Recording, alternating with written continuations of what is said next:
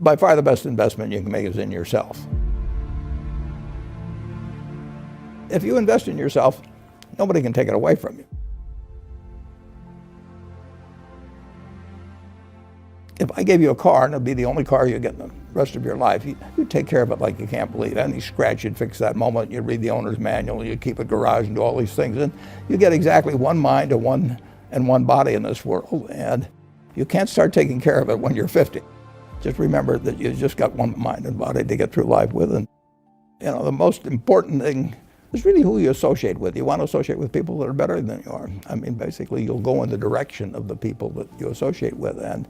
And you want to have the right heroes. You want people, if you want to emulate somebody, you better pick very carefully who you want to emulate. And when, obviously, you can't pick your parents.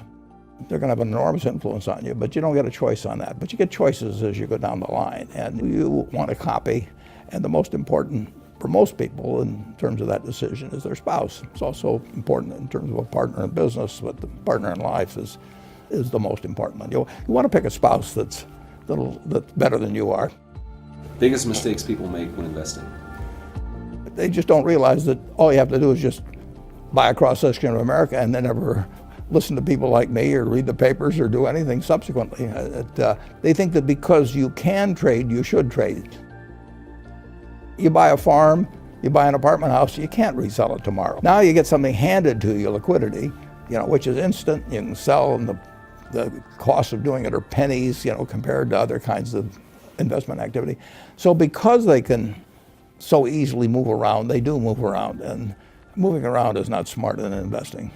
You have a pretty cool morning routine regarding what you have for breakfast and how prosperous you feel. What is that? I eat exactly what I like to eat.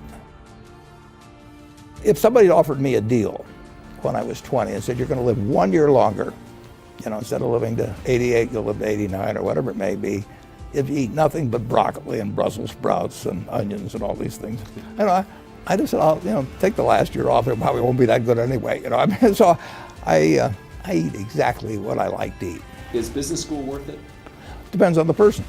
And much more than it depends on the school. Some people are going to get a lot out of advanced education, and some people are going to get very little. And I don't even think it's important that every person go to college at all. We have all kinds of jobs at 70 or so thousand a year, 80,000 a year, that college training is not of use. And I actually was not keen on going to college myself. Yeah, my dad kind of jollied me into it. He could get me to do anything, but I knew I could have a good time. I liked investing, and I could read the books. It's a big commitment to take 4 years, and the cost involved, and maybe the loans involved, and everything. And I think depending on what your interests are in life, I don't think it's for everybody. I think it's for a lot of people, but there ought to be a reason you're going.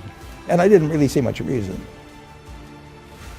If you get to be 65 or 70 and later, and the people that you want to have love you actually do love you, you're a success. I've never seen anybody that reaches that age. I mean, I'm not talking about somebody that's in extreme poverty or pain or something, but I've never seen anybody that, if they have a lot of people that love them, that is other than happy. And I've seen some very, very wealthy people that they give testimonial dinners to and name schools after and everything. Nobody loves them. The best investment you can make is in yourself. If you invest in yourself, nobody can take it away from you.